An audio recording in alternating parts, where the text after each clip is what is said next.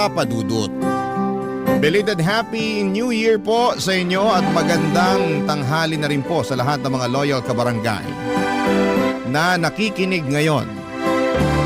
Naway masaya ang inyong bagong taon, ako kasi ay hindi. Mangyaring itago nyo na lamang po ako sa pangalang Arman, 39 years old at kasalukuyang nakatira sa Naga City.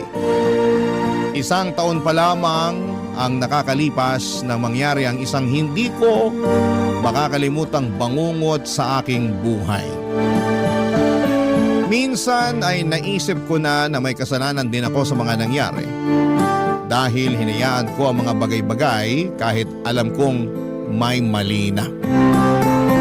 Walang panahon na hindi ko naaalala ang pangyayaring yon na halos magpawala ng aking katinuan.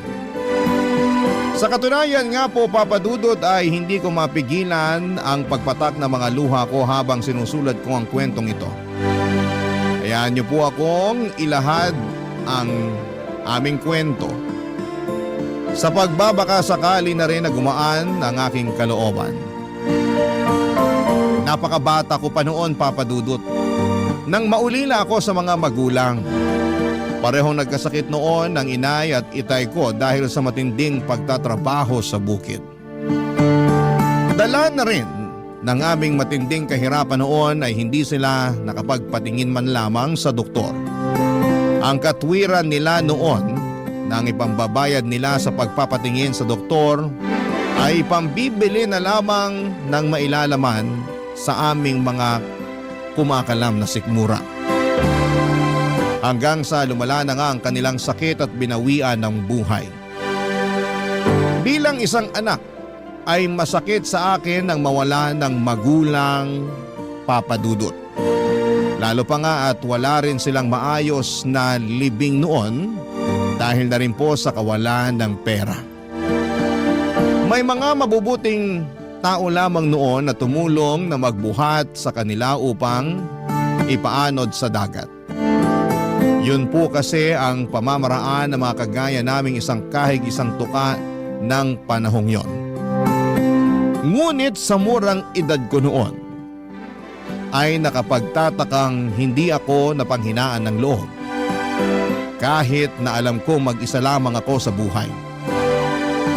Wala kaming mga kamag-anak na maaaring kumugkop sa amin dahil halos lahat sila ay nasa malalayong lugar. At ang iba naman ay sa bundok na piling manirahan. At dahil nga po sa maagang pagkakaulila, Papa Dudut, ay napaisip ako kung paano ako mabubuhay ng mag-isa. Gayong napakabata ko pa. Sa edad na 10 ay natuto akong magtanim ng palay at mais. At kung anihan naman ay kasama rin po ako sa mga nagagapas o nag-aani ng tanim. Tiniis ko, Papa Dudut, ang matinding init ng araw, sakit ng katawan at bigat ng mga sakong na naglalaman ng mga inani kong palay o mais para sa kakarampot na pera pambili ng pagkain. Papa Dudut, napakahirap magtrabaho sa napakaliit kong pangangatawan pero kinaya ko dahil gusto kong makaraos hindi lamang sa gutom kundi pati na rin sa buhay. Naisip kong hindi ako pwedeng mamatay nang walang ginagawa. Hanggang sa ako ay nagbinata, pagbubukid ang aking naging trabaho dahil hindi rin naman ako nakapag-aral.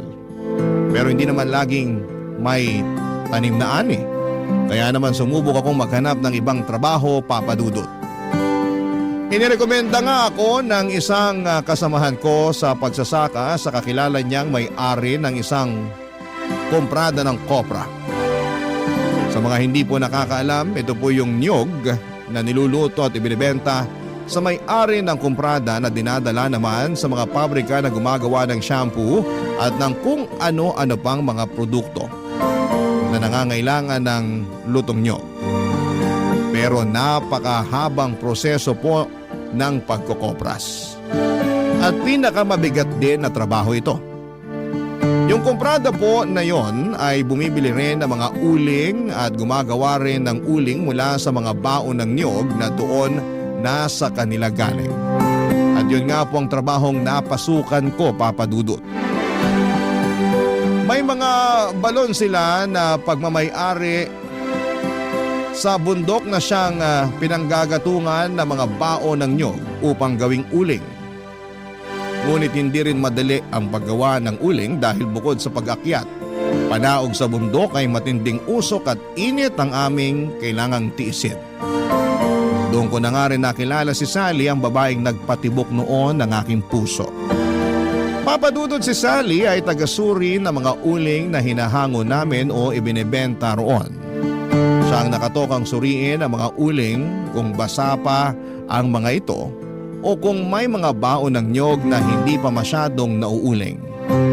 Nahulog ang loob ko noon sa kanya dahil halos palagi kaming nakakapagkwentuhan noon at madalas niya pa akong ilibre ng merienda, Papa Dudut. Ngunit matanda ako sa kanya ng 3 taon. 20 years old ako at siya naman ay 17. Kaya kahit walang kasiguraduhan kung sasagutin niya ako o hindi, ay niligawan ko siya sa lahat ng paraan na alam ko at agad naman niya akong sinagot. Ilang buwan pa lamang kami noong magkasintahan nang makiusap siya sa akin na kung pwede ay magsama na kami, Papa Dudut. Nagulat pa ako noon dahil bata pa siya para makipag-live-in o makipag-asawa. Pero mapilit siya kaya naman ginusto kong magpaalam muna sa mga magulang niya. Kaya lamang ay ayaw niya dahil matagal na raw siyang wala sa poder ng mga ito. Matagal na raw siyang pinabayaan ng kanyang mga magulang. Dahil nga sa bulag ako sa pag-ibig niya noon ay sumunod ako sa gusto niya kahit pa nga alam ko ang tungkol sa kanyang bisyo. Ang pagsusugal, Papa Dudut. Pero kahit na ganoon ay hindi nagbago ang pagtingin ko sa kanya. Bagamat wala kaming formal na kasal ay itinuring ko na siyang asawa ko. Hanggang sa paglipas ng aming pagsasama ay nabiyayaan kami ng 2 anak. Pero hindi naging madali ang aming pagsasama dahil matapos niyang maipanganak ang aming bunso, ay halos araw-araw na siyang nagsusugal na hindi ko na maawat at sa tuwing pagsasabihan ko naman siya ay nauuwi lamang kami sa pagtatalo.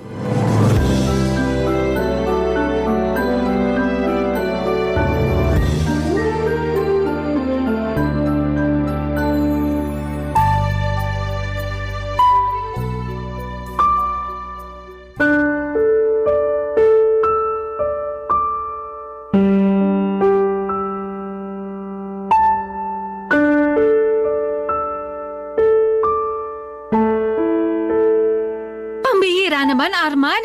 Pinapahiya mo ako sa mga kumari ko eh. Ano bang problema mo? Doon ka pa talaga nag-iskandalo. Hindi ako nag-iiskandalo. Tinawag nga kita ng maayos, di ba? Ano skandalong sinasabi mo? Eh ano ba kasing problema mo? Ang ayos-ayos ng upo ko dun eh. Sally naman. Hanggang kailan ka ba magiging ganito? Anong ganito ako? Bakit? Ano ba ako? Araw-araw ka na lang nasa sugalan. Ikaw na rin nagsabi na lagi ka natatalo dyan. Ba't di mo patigilan yan? Bakit ba? Sa dito ako masaya eh. Ano magagawa ko? Anong gusto mong gawin ko? Iburo ko yung sarili ko sa loob ng bahay, ganun ba? Tutunga nga ako maghapon? Hindi naman sa ganun. Ang akin lang, bawas-bawasan mo naman ang pagsusugal. Saka hindi lang naman yan ang pwede mong pagkaabalahan eh. Ang dami-dami naman pwedeng pagkaabalahan kung naiinip ka sa bahay. At anong paglilibangan ko? Pagluluto, paglalaba, paglilinis ng bahay? Hindi naman yun eh. Ang ibig ko sabihin, bakit di mo pagtuunan ng pansin ang bunso nating anak? 2 taon pa lang si Princess, pero salat na siya sa pag-aaruga at pagmamahal mo. Hindi pa ba sapat ang anak natin para malibang ka? Si Joseph, kahit malaki na yan, kailangan pa rin niya ng pag-aaruga ng isang magulang. Ha? Anong gusto mong palabasin? Na pinababayaan ko yung mga anak natin? Kung pinababayaan ko yan, edi sana patay na yan sa gutom? Hindi naman yun ang punto ko, Sally. Anong hindi? Yun talaga ang gusto mong sabihin. Nahiya ka pa. Tsaka teka lang ha, ikaw ang may gusto na magkaroon pa tayo ng isang anak kahit alam mong ayaw ko. Hirap na nga tayo kay Joseph, dinagdagan mo pa. Eh wala ka namang ibang alam na trabaho. Pag-uuling lang naman ang pinagkakakitaan mo, tapos nagdagdag ka pa ng isa pang palamunin. Hindi naman tayo aasenso dyan sa pag-uuling mo lang. Maghinay-hinay ka sa tinatawag mong palamunin, Sally. Anak natin si Princess. At huwag mo insultuin ang trabaho ko. Baka nakakalimutan mo. Itong pag-uuling ko bumubuhay sa inyo. Wala kayong kakainin ko hindi dahil sa pag-uuling na sinasabi mo. At talagang nagmalaki ka pa? Oo! Kasi kahit na ganito lang ang trabaho ko, ipinagmamalaki ko yun. Dahil dito ko kayo binubuhay. Eh ikaw ba? Ano bang napapala mo dyan sa pagsusugal mo? Mapapakain ba tayo niyan? Halos kabaliktaran nga nangyayari. Nagkanda utang-utang ka na rin dahil sa sugal na yan. Tapos sino nagpapakahirap magbayad? Ako lang naman. Habang ako pagod na pagod sa trabaho, puro ka naman pasarap sa buhay. Ni hindi mo nga pinanghihinayangan ng bawat sentimo kinikitang pinagpaguran ko ng gusto. Bakit? Nagrereklamo ka na? Hoy Arman, baka nakakalimutan mo rin kung anong ipinangako mo sa akin. Nangako ka sa akin na lahat ng pangangailangan ko ibibigay mo. Kasama na doon ang mga bagay na nagpapasaya sa akin. Grabe ka na talaga. Naririnig mo ba yung sarili mo? Hindi ba't ikaw ang atat na magsama tayo? O ano? Bakit hindi ka makapagsalita? Oo, ipinangako ko na hindi ko kayo pababayaan. Na ibibigay ko lahat ng pangangailangan nyo. Pero hindi ko sinabing pati bisyo mo, sasagutin ko pa rin. Bisyo? Ito ang nagpapasaya sa akin. Ano bang hindi mo maintindihan doon? Buti nga hindi ako si pabili ng ganito, pabili ng ganyan. Inaayon ko lang sa kakayanan mo ang hinihingi ko, Arman. Hindi ba sapat na maging masaya ka dahil sa mga anak natin? Sally, nanay ka. Ang alam ko kapag ina, masaya na sila nakapiling lang nila ang mga anak nila. Pero ikaw? Hindi ko alam bakit ibang-iba ka sa lahat ng nanay. Ang kulit mo din eh. Hindi ko ginusto na magkaroon ng isa pang anak. Ang hirap na nga ng buhay natin, pinahihirapan mo palalo. Kung meron man nagpapabigat ang buhay natin ngayon, ikaw yun. Wala ka na nga na itutulong sa akin na kukuha mo pa magbisyo. Ni magluto ng pagkain o maglinis man lang ng bahay, hindi mo magawa. Pati ba naman sa pag-aalaga sa mga anak natin, hindi mo pa rin magawa? Eh di sana kumuha ka na lang ng katulong. Katulong pala hanap mo eh. Baluktot talaga lahat ng katwiran mo. Alam mo, kung hindi lang dahil sa mga anak natin, matagal na kitang hiniwalayan. Eh di hiwalayan mo ko. Sino tinakot mo? Pero itong tatandaan mo, hindi tayo kasal kaya sa akin ang mga bata. Ikaw pa talaga may gana magsalita ng ganyan? Kukunin mo yung mga bata eh, hindi mo nga kayang alagaan. Ano ipapakain mo sa kanila? Baraha? Tapos pag wala ka ng pansugal, sila yung pambabayad mo. Hoy, magdahan-dahan ka sa pananalita mo sa akin. Hiwalayan mo ko kung gusto mo kong hiwalayan. Pero sa akin ang mga bata. Nahihibang ka na talaga. Wala ka na sa katinuan. Wala na nga siguro ako sa katinuan. Kasi hanggang ngayon, nagtsatsaga ako sa buhay na to kasama ka. Kung tutuusin, pwede naman ako maghanap ng ibang lalaki na kaya akong bigyan ng mas magandang buhay. Teka nga, uulitin ko lang ha. Sino ba nagpupumilit to na magsama tayo? Hindi ba't ikaw? Alam mo pag-uuling lang ang trabaho ko. Pero nagpumilit ka pa rin na magsama tayo. O bakit? Pumayag ka naman, di ba? Ano ngayon ang problema mo? Gusto mo kong hiwalayan? Eh di sige, para hindi mo na talaga makita ang mga anak mo. O ano? Ikaw naman ang hindi makapagsalita ngayon. Ngayon mo ilabas ang tapang mo, Arman. Pasalamat ka nga at nagtitiis ako sa ganitong buhay. Kasi nakakaawa ka naman kung wala ka nang anak, wala ka pang asawa. Sino pa magkakagusto sa'yo sa tingin mo? Eh ang itim-itim mo na nga, mukha ka pang matanda. Papa Dudut, hindi na ako nakakibo dahil sa mga sinabi ni Sally. Masakit marinig ang mga salitang yon lalo na at sa kanya pa nang galing. Pero dahil nga sa sobrang pagmamahal ko sa aking mga anak ay pikit mata kong tiniis lahat ng hirap lalo na ang pagiging sugarol ng aking asawa sa takot ko na ilayo niya sa akin ang mga anak namin lalo't hindi kami kasal. Kahit na hindi ako nakapag-aral ay alam ko ang hangganan ng karapatan ko sa mga anak ko dahil madalas yung mapagkwentuhan ng mga matatanda noon sa amin. Alam ko na kung gugustuhin ni Sally ay hindi ko siya maaaring pagbawalan na dalhin ang mga anak namin sakaling maisip na niya akong iwanan. Naisip ko noon na pera lang naman yon at kayang-kaya kong kitain pero ang mga anak ko ay walang katumbas na halaga. Sila ang kayamanan at buhay ko. Kaya kung ano man ang gusto ni Sally ay hinayaan ko na lamang dahil mas importante sa akin. Nakapiling ko ang mga anak ko, Papa Dudut. Tinis ko lahat ng hirap at pagod dahil kapag uuwi naman ako noon sa bahay, ay nawawala rin yon kapag nasisilayan ko na ang aking mga mata. Lalo na ang aking bunso na lagi akong sinasalubong sa aming pintuan kapag alam niyang pauwi na ako. Nalalapit na rin ang kanyang ikatlong karawan noon kaya naman dumilhen siya ako ng pera para maipagluto man lamang siya. Kahit tig-1 kilong pansit at spaghetti na aming pagsasaluhan. Tuwang-tuwa naman ang panganay kong si Joseph nang malamang maghahanda kami kahit papaano sa karawan ng kanyang kapatid, Papa Dudut.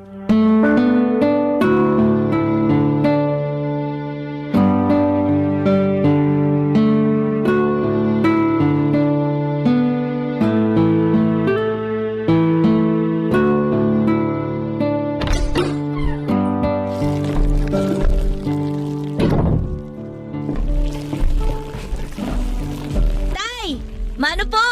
Kawa ka ng Diyos anak. Nasa si Princess? Natutulog na po. Ang aga naman yata matulog ng kapatid mo. Pagod po kakalaro eh. Ah, ganun ba? O eto, may pasalubong ako sa'yo. Wow! Pansit ba to na maraming kikiam? Tuwang-tuwa ka na kaagad. Pansit bato lang naman yan. Para namang hindi nyo alam na paborito ko to. Oo nga naman. Nadaanan ko yan habang naglalakad ako pa uwi. Butit may sobra akong perang binigay sa akin ni Boss Jay. Ano pa po ba yung binili nyo, Tay? Ah, ito ba? Konting panghanda lang to para sa birthday na kapatid mo bukas. Tig-1 kilong pansit at spaghetti. Wow! Ang tagal ko na pong hindi nakakakain ng spaghetti. Sino naman po ang magluluto? Di ang nanay mo. Paano naman po magluluto si nanay? Lagi naman po yung nasa sugalan. Bukas pa naman. Pakikiusapan ko muna ang nanay mo na ipagluto bukas ng handa si Princess. Para makapag-celebrate tayo kahit papano. Ang tanong po, kung papayag si nanay, mas gusto pa po nun umupo maghapon sa sugalan eh. O hindi naman siya papayag, di ako magluluto. We, di naman kayo marunong magluto eh. Anong hindi? Alam mo anak, bata pa lang ako natuto na ako sa lahat ng gawain. Kasi wala namang mag-iintindi sa akin. Parehong wala ng lolo't lola mo. Ganyang edad mo nga, nagtatrabaho na ako. Kaya sisiw lang sa akin yung pagluluto na yan. Di pwede na po pala akong magtrabaho. Ano? Aba, hindi pwede anak. Kasi kailangan mo munang unahin ang pag-aaral mo. Kapag nakapagtapos ka na ng pag-aaral, pwede ka na magtrabaho. Magandang trabaho pa makukuha mo. Pero sa ngayon, kailangan mo munang pagbutihin ang pag-aaral. Para maging maganda ang kinabukasan mo at para hindi ka matulad sa akin. Tignan mo, pag-uuling lang ang trabaho ko. Napakahirap na trabaho pero napakaliit ang sahod. Ano naman po kung pag-uuling lang po ang trabaho nyo? Marangal naman po yun, Tay. Marangal, oo. Pero hindi sumasapat sa atin. Kaya magsumikap ka anak. Ayokong matulad ng kapalaran mo sa akin. Tay, bata pa po ako. Pero alam ko na po ang sakripisyo nyo para sa pamilya natin. Nagpapasalamat nga po ako na ikaw po naging tatay ko eh. Kaya wag niyo po sana mamalitin ang sarili niyo dahil lang po sa ganyan ng trabaho niyo. Salamat anak. Napakabata mo pa nga pero para ka nang matanda kung mag-isip. Kayong dalawa ng kapatid mo na lang talaga ang pinagkukunan ko ng lakas. Kahit gaano kahirap, kakayanin ko basta para sa inyo. Tama po. Kaya wag na po kayo malungkot, Tay. Nandito lang naman po ako sa tabi niyo palagi. Maraming salamat anak. Siya nga pala. Kamusta naman ba ang pag-aaral mo? Ano po? Oh, bakit hindi ka makasagot? Hindi na naman po kasi ako nakapasok kanina eh. Ha? Bakit? Ilang beses ka nang absent ha? Baka naman ibagsak ka na ng teacher mo niyan. Wala po kasi akong pamasahe, Tay. Paano wala kang pamasahe? Iniwan ko kaninang umaga sa nanay mo at maaga nga akong umalis. Natutulog ka pa kaya hindi ko na ibigay sa'yo ang baon mo. Ay, makikisabay na nga lang po sana ako kila Mang Jerry. Kaso punong-puno na po yung tricycle niya eh. Hindi naman po ako makapaglakad kasi maulan. Sus Mario Josep, maigi pala sanang ginising na kita kanina. Kaya lang naman ako nag-agap umahon sa bundok kanina kasi umaambon. Mahihirapan ako mag-ahon ng uling pagbasa. Basta ang sabi lang po ni nanay, wala daw po siyang mabibigay na pambaon sa akin. Baka po pinangsugal na po ni nanay yung baon ko. Sumusobra na talaga yung nanay nyo. Hindi ko na talaga maasahan pagdating sa pag-aasikaso sa inyo. Yaan nyo na lang po, tay. Baka mag-away na naman po kayo eh. Hindi anak, hindi ako nagtatrabaho para mapabayaan ang pag-aaral mo. Kailangan na talaga magtanda niyang nanay mo. Ako na lang po siguro ang tatawag kay nanay. Baka po kasi dun pa kayo mag-away. Pagchichismis na naman po tayo dun sa labasan. Hindi ako na. At baka ikaw mapag-initan ng nanay mo. Tay, wag na po. Hintayin na lang po nating umuwi si nanay. Nagsaing na naman po ako tsaka nagprito na po ako ng tuyo. Ulamin na lang po natin tong pansit bato na dala nyo. Hayaan mo na ako anak. Huwag ka mag-alala. Tatawagin ko lang ang nanay mo. Dito ko na lang siya kakausapin sa bahay. Papadudot, pakiramdam ko nga ng mga oras na yon ay sasabog ako sa sobrang galit. Hindi ko na kasi alam kung ano pa ba ang kailangan kong sabihin kay Sally para naman matauhan siya sa mga pinaggagawa niya. Kahit sana hindi na lamang ako ang isipin niya ay ayos lang. Kahit anak na lang namin, na kung iisipin ay nakakaawa kung pati ba naman sila ay hindi rin makapagtatapos ng pag-aaral. Hindi ako nakapag-aral samantalang si Sally naman ay graduate lamang ng elementary. Ayaw ko na pati ang mga anak namin ay matulad sa amin.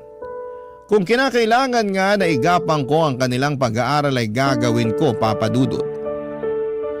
Pero, ang hindi ko maintindihan ay kung paanong naaatim ni Sally na hindi isipin ang kapakanan ng mga anak namin. At kung tutuusin nga, dapat ay mas malalim ang ugnayan niya sa mga anak namin dahil siya ang nagluwal sa mga ito at bilang isang ina ay siya dapat ang mas malalim ang koneksyon sa mga bata. Papadudod, hindi ko maintindihan kung bakit sa lahat ng ina na kilala ko ay siya ang tila walang pakialam sa magiging kinabukasan ng mga anak niya.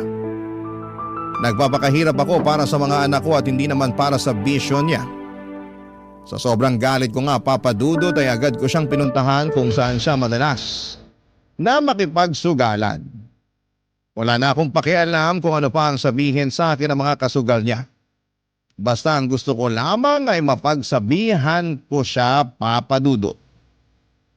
Kahit na hindi naman niya ako iniintindi, ang importante ay masabi ko sa kanya ang mga pagkukulang niya. Barangay Love Stories. Barangay Love Stories. Papadudot nang makarating nga ako kung saan nagsusugal si Sally ay dali-dali ko siyang hinablot sa braso at kinaladkad paalis doon. Naalala ko pa nga kung paano niya ako pagmumurahin at paghahampasin noon dahil sa ginawa ko. Habang naglalakad kami pauwi ay nagbabangayan pa kami kaya sigurado akong alam ng mga kapitbahay namin na nag-aaway na naman kami. Pero wala na akong pakialam dahil buhay namin yon at hindi naman ako nakikialam sa may buhay ng may buhay. May mga nagsabi na nga sa akin na bakit ko pa raw kasi inaabutan ng pera si Sally gayong napakasugarol nito. Sa totoo lang, Papadudot, ay bigyan ko man siya o hindi ng pera ay nakagagawa siya ng paraan para makapagsugal. Nariyang nangungutang siya o kung anuman, kaya madalas ay ako ang sinisingil ng mga napag-utangan niya. Kapag hindi ko naman binayaran ay pareho kaming maipapatawag sa barangay. At nang makauwi nga kami ng bahay ay patuloy pa rin sa pagmumura si Sally. Naabutan ko rin ang panganay kong si Joseph na tila kakatapos lamang paliguan ng kapatid niyang gayong alam naman itong hindi ito pinapaliguan ng hapon dahil baka magkasakit. Habang si Sally naman ay nagdadabog na dumiretso sa aming kwarto, Papadudot.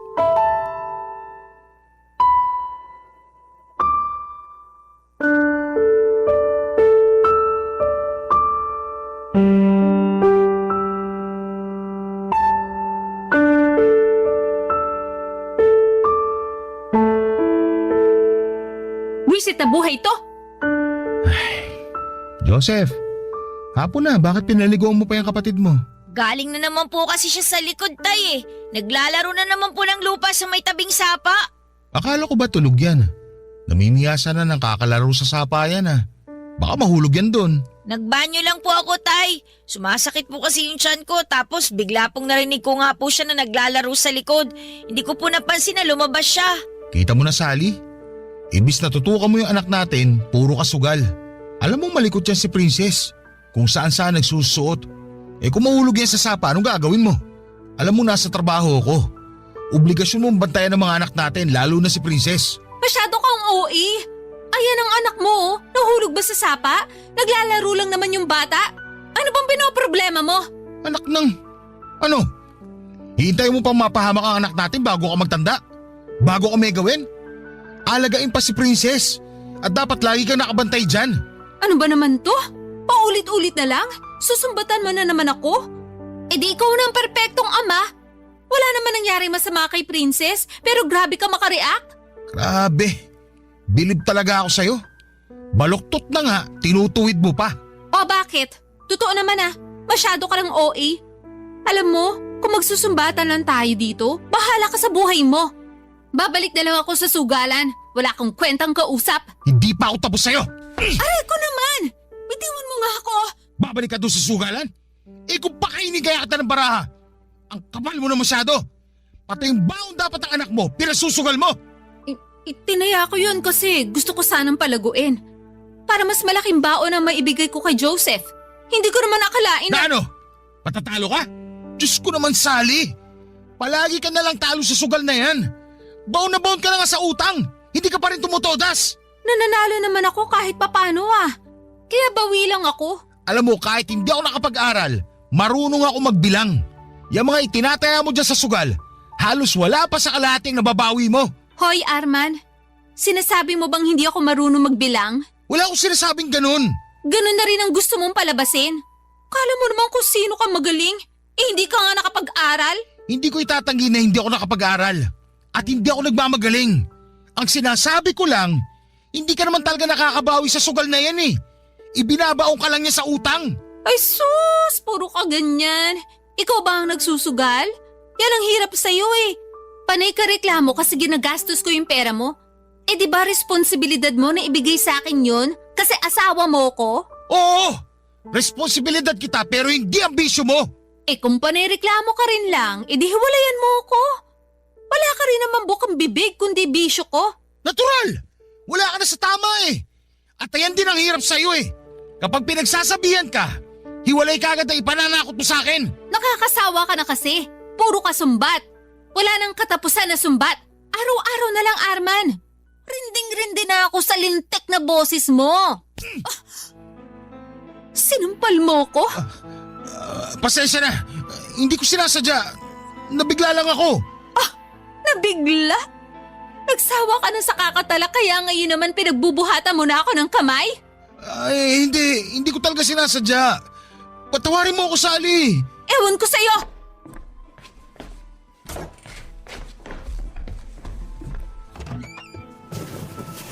Anong ginagawa mo? Bakit ka nag-iimpake? Ano pa ba sa tingin mo? Sally naman. Sawang-sawa na ako sa kakasermon mo sa akin. Kaya para matahimik ka na, aalis na kami dito. Teka lang, nabigla lang talaga ako. Pasensya na. Pakiusap, huwag kayong umalis. Pangako, hindi na mauulit. Hindi na kita pakikialaman sa gusto mo. Huwag mo lang ilayo sa akin ng mga bata. Talaga lang ha? Dami mo pang sinasabi, takot ka naman pala. Ito ang tatandaan mo, Arman. Umayos ka kung ayaw mong hindi mo na makita ang mga anak mo. Huwag mo na akong pakikialaman sa gusto kong gawin. Oo, hindi na. Dapat lang. Kasi simula pa lang, alam mo nang ganito ako. Pero imbis na lumayo ka sa akin, pinili mo pa rin makisama sa akin. Panindigan mo ngayon ang mga desisyon mo.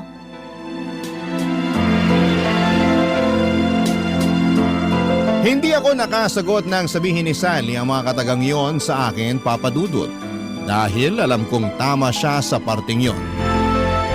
Tanga na nga siguro akong may tuturing dahil ako mismo ang pumulot ng bato na ipinukpok ko sa ulo ko. Pero kahit na ganoon ay pinanindigan ko ang pamilyang binuo ko, Papa Dudut. Sa ngalan ng pagmamahal ko sa mga anak ko ay lahat ay titiisin ko. Kahit pa alam ko sa sarili ko na wala na akong pagmamahal para kay Sally. Hindi ko alam, Papa Dudut, kung kailan nawala ang pagmamahal na meron ako para sa kanya. Pero ang importante lamang ay may buong pamilya ang mga anak ko. Hindi na rin po ako umaasa na magbabago pa si Sally dahil kung gusto niyang magbago ay dati pa sana niyang ginawa yon. Sa kabila nga ng matinding galit ko noon, Papa Dudut, ay pinilit kong ikalma ang sarili ko. Alam kong hindi tama ang manakit ng babae. Galit na galit nga ako sa mga lalaking nananakit ng babae, pero ako rin ang gumawa noon. Kinabukasan nga noon ay maaga akong nagpaalam sa amo ko na kung pupwede ay uuwi na ako dahil karawan ng anak ko at pumayag naman siya. 2:00 pa lamang noon ang hapon ay pinayagan na niya akong umuwi. Nag-abot pa nga siya sa akin ng 200 pesos bago ako umuwi. Pandagdag daw sa birthday ng anak ko. Nagpasalamat naman ako sa amo ko dahil malaking bagay na rin yon dahil kahit papaano ay makakabili ako ng juice at mga tinapay man lang para pandagdag sa pansit at spaghetti na lulutuin ko. Nang mga oras nga ring yon ay wala naman si Sally sa bahay at hindi ko naman alam kung nasaan. Malamang ay dumayo na naman ito ng sugal sa kabilang baryo. Wala rin namang problema sa akin kung 3 lamang kami ni na Joseph na magdaos ng birthday ni Princess. Total ay mukhang nakalimutan naman ni Sally ang birthday ng bunso namin. Bago nga ako umuwi noon ay dumaan muna ako sa tindahan para bumili ng 2 balot ng tinapay at 2 pakete ng juice. Sabik na sabik akong umuwi dahil alam kong matutuwa ang mga anak ko sa dagdag na handa namin. Pero hindi ko akalain na ang pagkasabik ko na yon ay mapapalitan ng kaba at pag-aalala.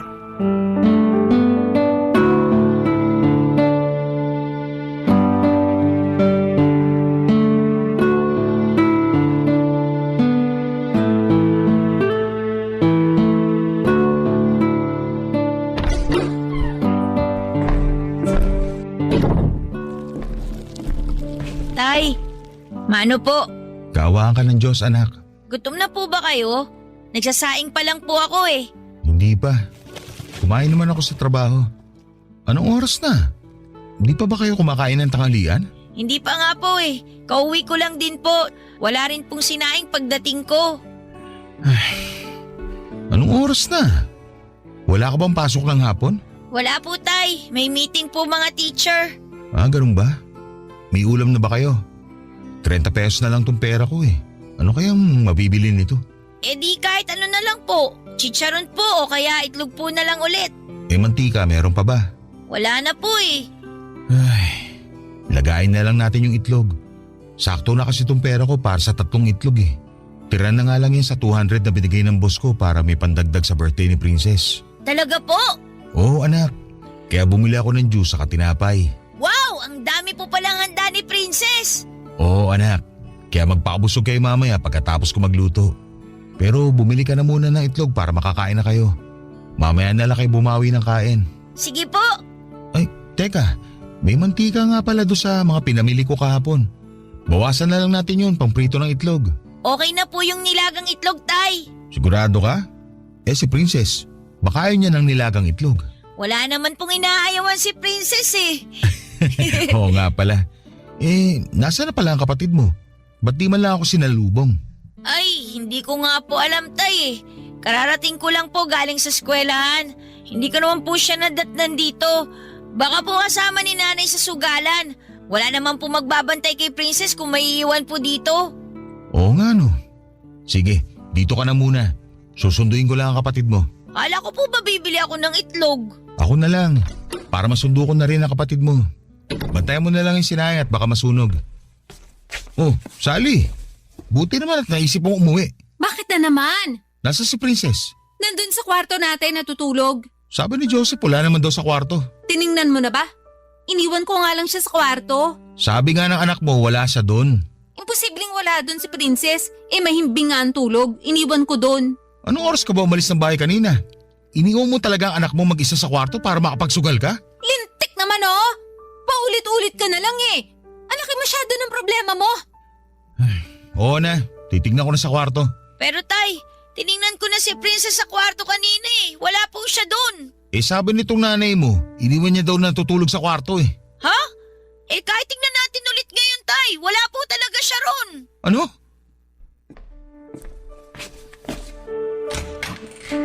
Princess? Joseph! Po! Wala nga dito ang kapatid mo! Sabi ko nga po sa inyo wala dito eh. Nasaan kaya siya? Hindi ko po alam tay. Kala ko pa naman po kasama ni nanay. Nalinti ka na. Papa Dudut, abot ang kabako nang hindi ko na makita si Princess sa aming kwarto. Tanging panis na dede na nasa bote lamang ng anak ko ang inabutan ko doon. Kaya agad kong tinignan ang ilalim ng papag namin pati na ang mga aparador pero wala rin ito doon. Halos balik tarin ko na nga ang bahay namin. Pero hindi ko siya nakikita, Papa Dudut. Inutusan ko rin po si Joseph na tingnan sa may sapa kung saan madalas maglaro si Princess kapag walang nagbabantay sa kanya, subalit bigo rin si Joseph na mahanap ang kapatid niya. Agad na akong nakaramdam ng hindi maganda noon at kung ano-anong masasamang bagay na ang pumasok sa utak ko, Papa Dudut, ng mga oras na yon. Nagdasal po ako kaagad na sana'y walang nangyaring masama sa anak ko dahil baka mapatay ko si Sally kapag nagkataon. Pero naisip kong hindi muna dapat ako magpadalos-dalos kaya naman nagtanong-tanong ako sa mga kapitbahay namin sa pagbabaka sakali na nakikipaglaro lamang ang anak ko sa ibang mga bata. Pero halos lahat ng mga napagtanungan ko ay sinabing hindi nila napansin ang anak ko dahil na rin sa lakas ng ulan. Kaya naman hindi sila lumalabas at sarado lamang ang kanilang bahay. Nagpunta na rin po ako sa may sapa sa likod ng aming bahay pero bigo rin akong mahanap siya roon, Papa Dudut. Para na akong baliw, kakaikot at kakaisip kung saan pa pwedeng magpunta ang anak ko pero wala na akong maisip pa. At bigla namang sumagi sa isipan ko na baka may kumuha sa anak ko dahil napansing walang kasama o bantay. Dahil nga sa naisip kong yon ay tila lalong nadagdagan ang galit ko na nararamdaman sa mga oras na yon sa asawa kong si Sally, Papa Dudut. Barangay Love Stories. Barangay Love Stories. Agad akong bumalik sa sugalan upang sunduin si Sally, Papa Dudut. Agad kong sinabi sa kanya na nawawala ang aming anak at halatang dismayado pa ito dahil naistorbo na naman ang kanyang pagsusugal. Pero agad din naman siyang tumayo nang sabihin kong ipapakain ko sa kanyang barahang hawak niya kapag hindi pa siya nakinig at sumunod sa akin. Dumiretso kaagad si Sally sa aming bahay para tingnan ang aming anak. At tumulong na rin po siya sa paghahanap habang nagtanong-tanong pa nga ako sa ibang mga kapitbahay dahil baka napunta lamang sa kanila ang anak ko. Nang maya-maya pa ay may isang batang lumapit sa akin. Sa pagkakatanda ko ay madalas po itong naliligo sa sapa na nasa likuran ng bahay namin. Sinabing nakita nga raw niya ang anak ko pero kanina pa raw yon habang naliligo raw siya sa sapa. Ang akala naman daw niya ay may kasama ito kaya iniwan niya ito doon pagkatapos niyang maligo. Dagdag pa nito ay nakaupo lamang umano ito sa gilid at may dalang sandok na ipinambubungkal nito sa lupa. Nang marinig ko ang mga sinabi ng bata ay para akong binuhusan ng malamig na tubig sa buong katawan ko. Dahil naalala ko na mahaba nga pala ang sapang yon at may harang na kahoy sa bandang dulo para maharang ang mga basura na itinapon ng mga pasaway na residente at wala nga akong inaksayang oras. Agad akong kumuha ng flashlight sa bahay dahil inabot na kami ng dilim sa paghahanap sa anak ko. Agad akong nagpunta sa dulo ng sapa at gamit ang aking flashlight ay pilit kong inaninag ang kapaligiran. pero hindi ko na makita ang bakas ng anak ko. Hindi pa nakakatulong ang malakas na pag-ulan noon. Papadudot, sobrang nanginginig ang mga kamay ko at hindi dahil sa lamig ng ulan kundi dahil sa takot na baka may nangyari ng masama sa anak ko. Habang papalapit nga ako sa dulo ay siya namang pagbigat ng mga paa ko na tila nagsasabing huwag na akong tumuloy. Pero tumuloy pa rin ako. At doon naaninag ko ang isang tila malaking manika na nakataob sa tubig at nakalutang habang sumasabay lamang sa alon ng tubig kasama ng ilang mga plastik na naglalaman ng mga basura, Papa Dudut. Halos mabugto ang aking hininga at bigla na lang ding tumulo ang mga luha ko nang hindi ko namamalayan. Dahil kahit na hindi pa ako nakakalapit ay alam kong yon ang pinakamamahal kong anak. Alam ko dahil suot niya ang paborito niyang damit na ako mismo ang bumili. Napaluhod na lamang ako sa labis na panginginig ng aking tuhod, Papa Dudut. Naghalo-halo na ang pagod at gutom ko at higit sa lahat ay ang napakasakit na pakiramdam sa dibdib ko na tila ba sinasaksak ako ng kutsilyo ng libu-libong beses. Napaisip ako kung gaano kaya katagal tiniis ng anak ko ang paghihirap bago siya tuluyang nalagutan ng hininga. At nang maisip ko yon ay halos panawan ako ng ulirat dahil ang maisip ko lang ang hirap niya sa kakakampay sa tubig ay para lang makaahon ay hindi ko na makayanan. Pinilit ko na lamang na tumayo at agad na lumapit sa kinakaroonan ni Princess. Agad kong binuhat ang anak ko na alam kong wala ng buhay. Doon na nga ako napahaguluhol nang mailapag ko na siya sa lupa. Pinagmasdan ko ang anak ko na naninilaw na ang balat. Matigas na rin ang katawan niya at agaw pansin din ang lumobo niyang tiyan. Niyakap ko ang katawan ng walang buhay kong anak at hindi ko maipaliwanag ang sakit, Papa Dudut. Sakit na halos ikamatay ko na. Kaninang umaga lang ay magiliw pa niya akong binati bago ko umalis. Tapos ay bigla ay wala na siyang buhay sa pag-uwi ko. Papa Dudut, doon ko napagtanto na sa dami ng hirap na napagdaanan ko, ang mawalan pala ng anak ang pinakamahirap na lagpasan.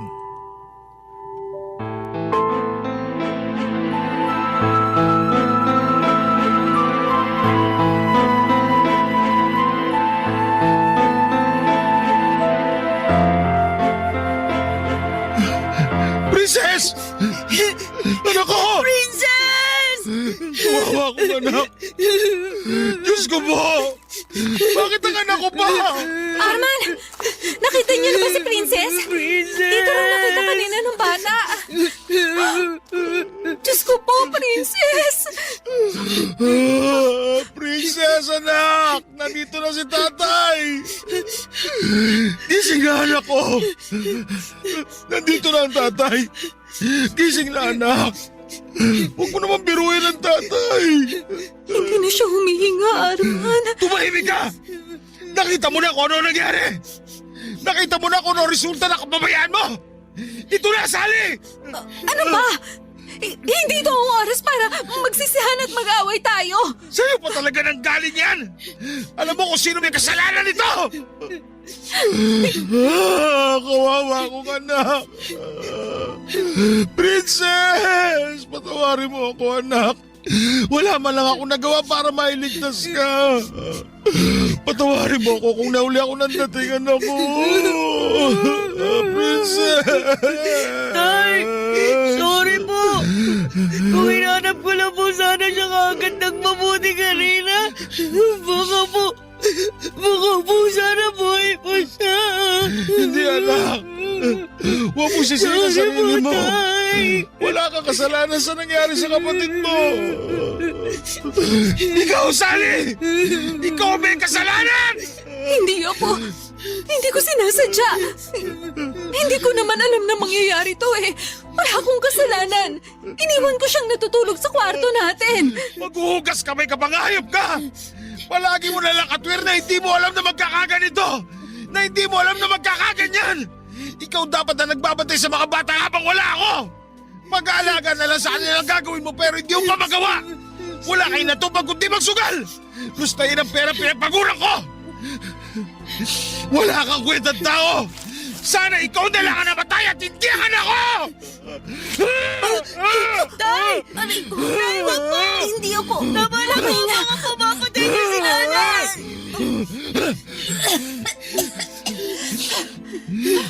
Walang hiya ka, Arman. Papatay mo talaga ako? Oo! Mabigyan ko man lang ng katarungan ng pagkamatay ni Princess! Patawarin nawa ako ng Diyos! Pero gusto kitang lunurin ngayon hanggang sa malagutan ka ng hininga! Nasisiraan ka na ba? Hindi ko gusto na mangyari sa anak natin to. Kaya wag mo akong sisihin. Hindi mo ginusto! Grabe ka kapala ng mukha mong babae ka! Kung hindi dahil sa kababayaan mo, hindi mangyayari sa kanya to! Naturingan kang ina pero hindi ka nagpakailan sa mga anak natin! Mas importante pa sa iyo ang bisyo mo! Hindi ka na nga nakakatulong sa akin! Hindi mo pa magampanan ng maayos sa pagiging nanay mo! Hindi ikaw na ang perpektong ama. Ako na ang walang kwentang ina. Pero wag mong isisi sa akin lahat. Dahil hindi mo naman kami nabigyan ng magandang buhay. Oo, nagtatrabaho ka. Pero wag mong ipagmalaki sa akin yon. Kasi pag-uuling lang naman ang trabaho mo. Wala ka na talaga sa katwiran! Hindi ko alam kung nasa katinuan ka pa ba! Nakuha mo ba talagang sumbatan ako sa kabila ng lahat?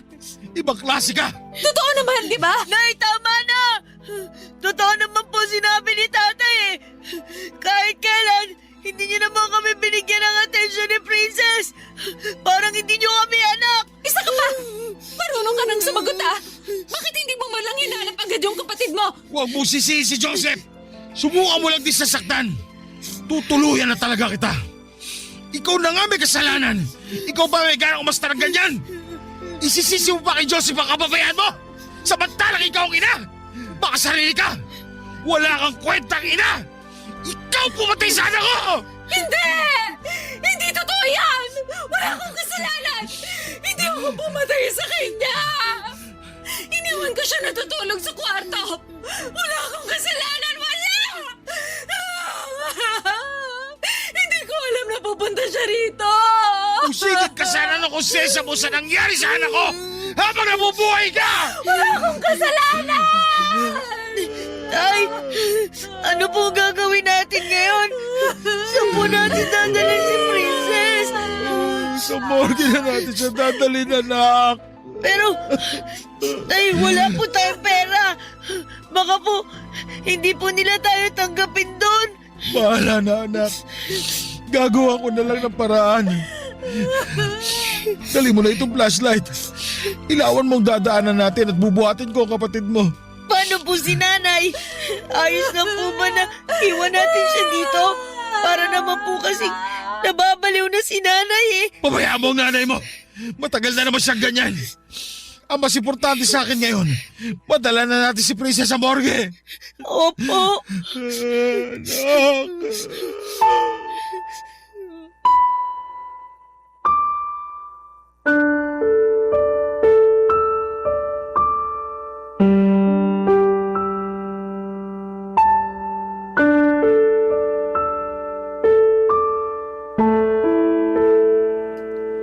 Papadudod sa sobrang galit ko nga ay walang lingon na iniwan na namin ng anak kong si Joseph ang nanay niya sa tabi ng sapa. Patawarin talaga ako ng Diyos dahil gusto kong sakalin ng mahigpit si Sally ng mga oras na yon para maranasan niya ang hirap na dinanas ng anak ko. Parang gustong gusto ko siyang patayin dahil sa kapabayaan niya at mas nakakagalit pa na hindi niya matanggap ang pagkakamali niya. Pero laking pasalamat ko nang awatin ako ni Joseph Napag-isip-isip ko kaagad na mali ang gagawin ko at hindi ko basta itatapon ang buhay ko para lamang makaganti sa kanya. Dahil may isa pa akong anak na umaasa sa akin. Kaya naman bago pa ako may magawa kay Sally ay binuhat ko na ang walang buhay na katawan ng anak ko. At naiwan lang doon si Sally na tulala at tila wala sa sarili.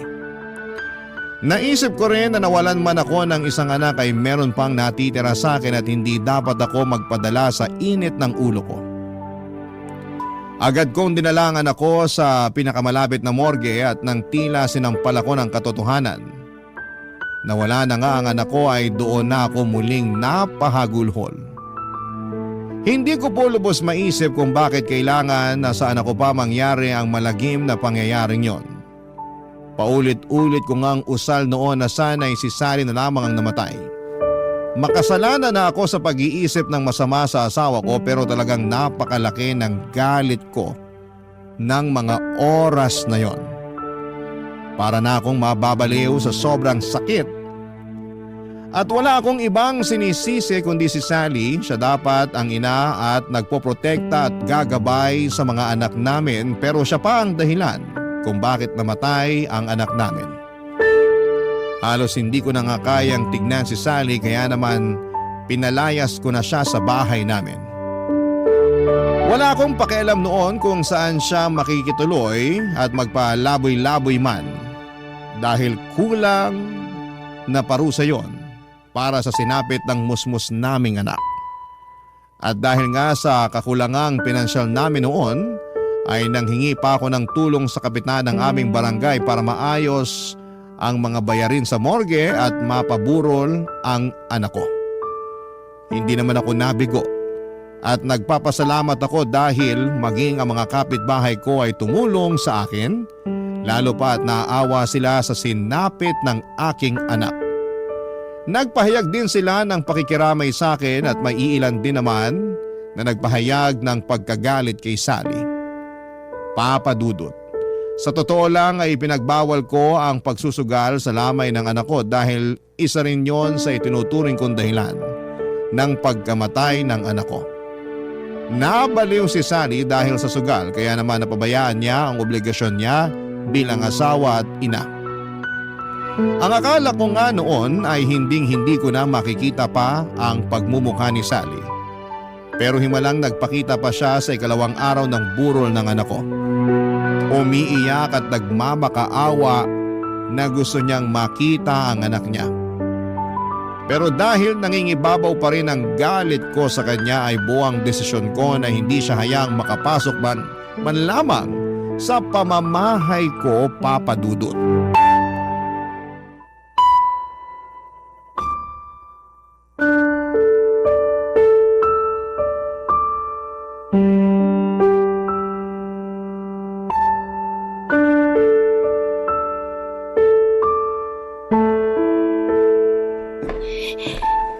Tay, nasa labas po si nanay.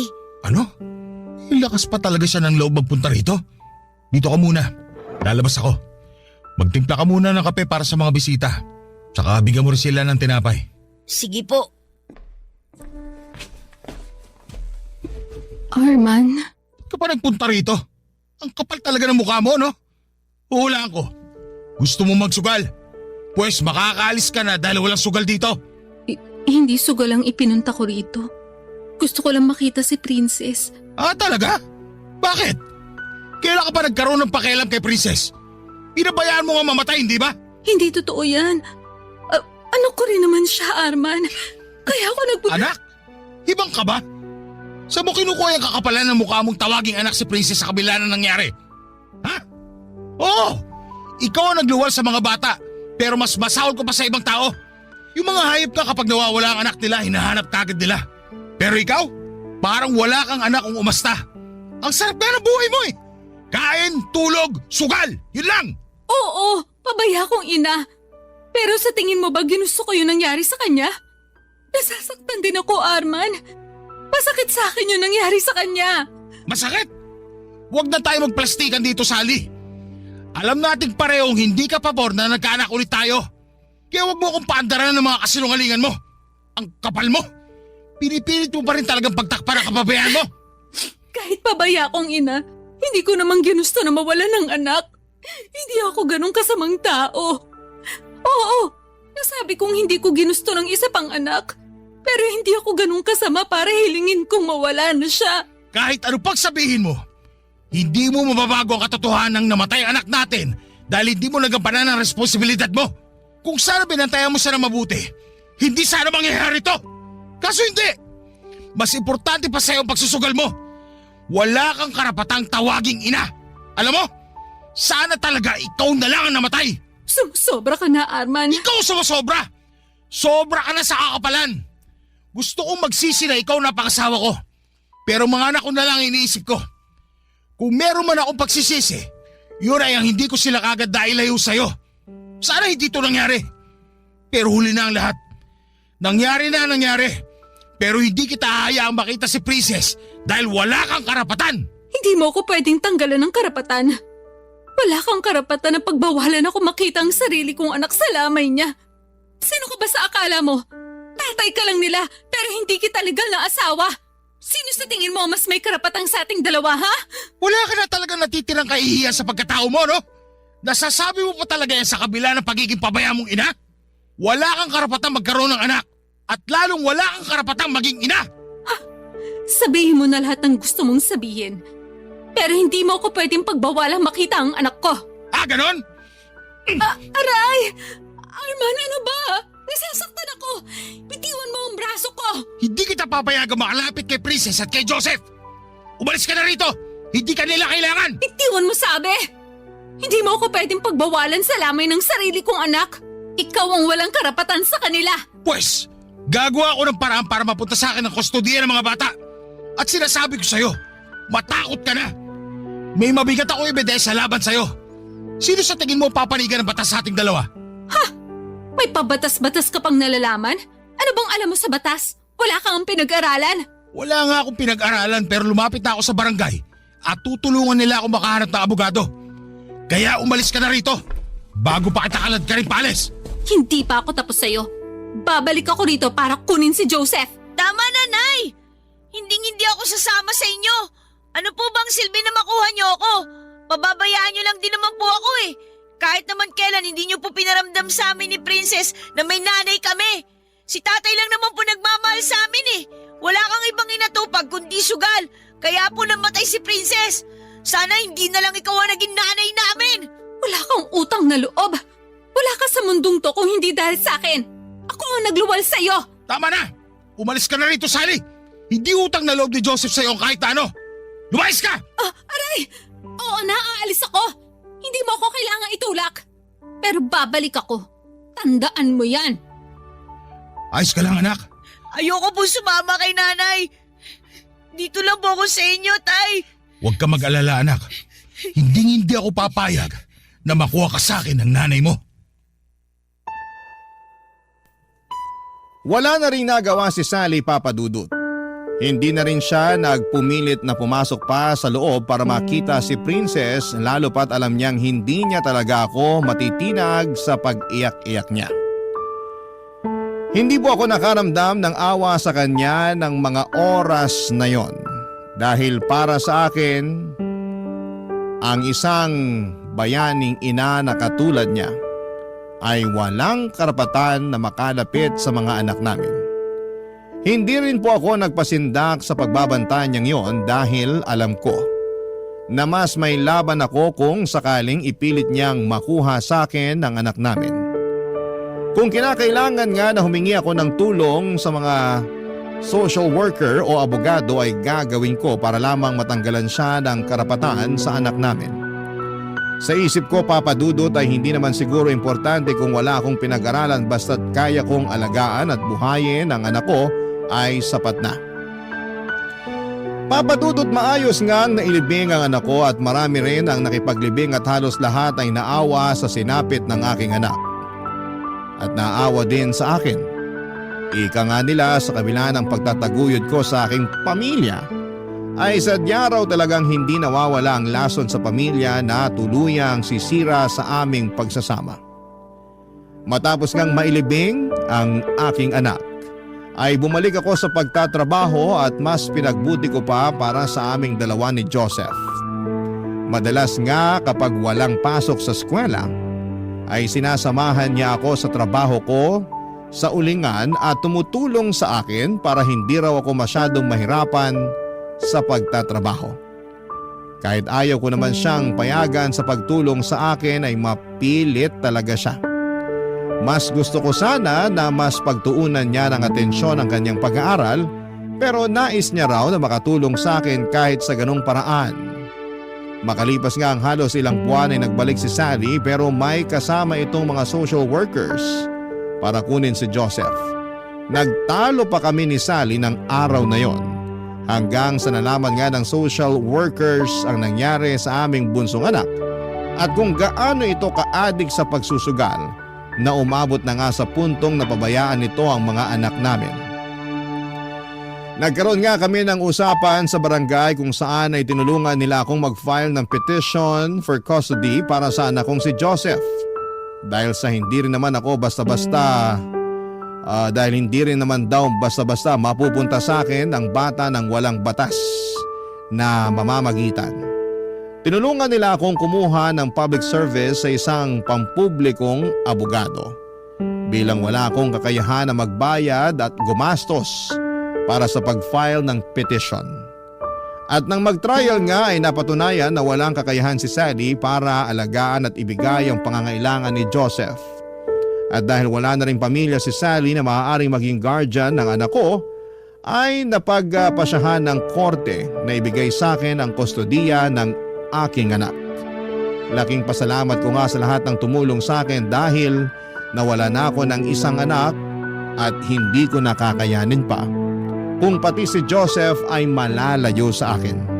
Sa ngayon, Papa Dudut, ay masaya na kaming namumuhay ng anak kong si Joseph na kasalukuyang nag-aaral sa high school at isang taon na lamang ay graduate na.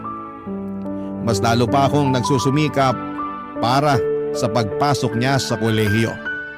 Hinding-hindi ko hahayaan na hindi siya makapagtatapos ng pag-aaral. Lahat po ay gagawin ko para sa ikagaganda ng kinabukasan niya kahit pa maghirap at magpakapagod ako. At sa tulong naman ng aming kapitan ay nagkaroon ako ng trabaho sa barangay kung saan ay isa akong janitor. Malaki po ang ipinagpasalamat ko sa bagong trabaho na meron ako dahil kumpara sa pag-uuling ay mas madali lang ang trabaho ko at kahit papaano ay mas malaki ang kinikita ko na makatutulong para makapag-ipon ng pangpaaral ko sa anak ko sa kolehiyo. Hindi na rin namin muling nakita pa si Sally at hindi namin alam kung nasaan siya. Pero kung nasaan man sana ay baguhin na niya ang kanyang sarili. Dito ko na po tatapusin, Papa Dudut, ang aking kwento. Dear Papa Dudut, magandang tanghali sa inyo at sa mga kabarangay natin na kagaya kong mahilig ding makinig ng Barangay Love Stories. Sumulat ako sa inyong istasyon para ibahagi ang kakaibang karanasan ko sa buhay. Sana po, Papa Dudut, sa dulo ng aking kwento ay mapayuhan ninyo ako kung ano ang dapat kong gawin sa sitwasyong kinakaharap ko. Pero bago tayo pumunta doon ay magpapakilala muna ako. Ako nga pala si Gab, 33 years old at isang tricycle driver dito sa barangay namin sa Navotas. Masipag naman ako kung tatanungin ninyo ako. Wala ring bisyo, siguro'y umiinom lang paminsan-minsan. Pero hindi ko po yun prioridad. Good boy na maangas ang atake ko. Pero wala naman akong inaagrabyadong tao. May maliit kaming inuupahan sa lugar namin at kasama ko doon ang airpot ko. Kaya lang namatay na siya noong 2023 dahil sa atake sa puso. Sakto, sawi rin ako noon sa pag-ibig dahil naghiwalay kami ng 5 taon kong kinakasama. Wala kaming anak kaya double dead, ika nga. Doble yung sakit, doble yung kirot. Pero pinilit ko pa ring umusad at noong taong ding yon ng 2023 ay may nakilala akong babae na tawagin na lang natin sa pangalang Regine. Nagkagustuhan kami at hindi nagtagal ay nagsama na sa iisang bubong, Papa Dudut.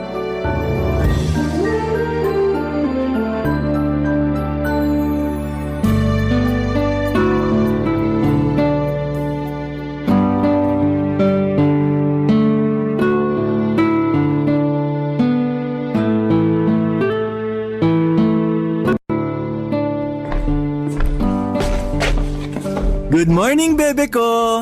Aga mo nagising ah. Pagbangon ko, di na kita katabi kaya hinanap agad kita. Walang good sa morning. May problema ba? Wala naman, pero frustrated lang ako. Bakit? Kasi nag-PT ako kanina pero negative pa rin ang lumabas. Tingnan mo. Tingin nga.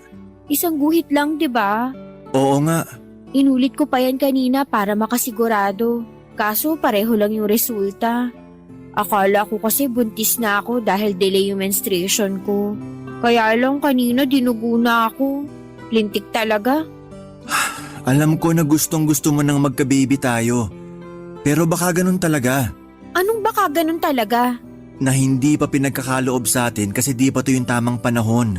Paano hindi pa to yung tamang panahon? Ilang buwan na tayong nagsasama.